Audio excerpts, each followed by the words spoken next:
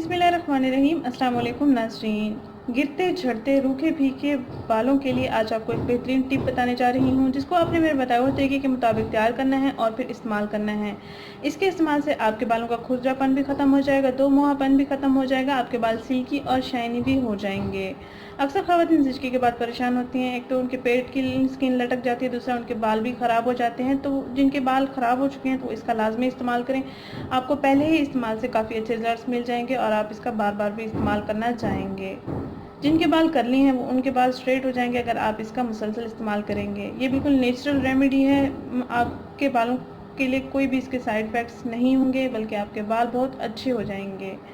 अक्सर लड़कियां ये चाहती हैं कि उनके बाल लंबे हों और अच्छे भी हों, तो उनके लिए ये ख़ास टिप है, इसका लाजमी इस्तेमाल करें। लड़के भी इसका इस्तेमाल कर सकते हैं।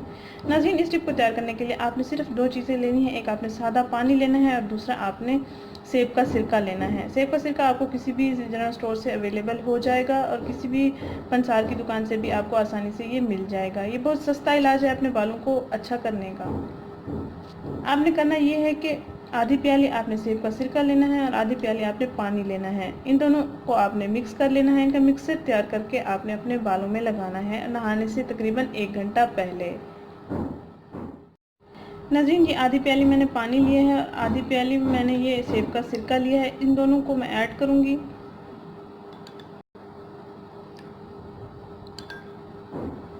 जैसे आप बालों में तेल की मालिश करती हैं, आपने इसी तरह अपने बालों में इस पानी की मालिश करेंगे, हल्का हल्का मसाज करेंगे। बाल आपके सारे गीले हो जाएंगे और 1 घंटे तक आपने इस मिक्सर को बालों में लगा रहने देना। उसके बाद आपने कोई सा भी शैम्पू इस्तेमाल कर लेना है।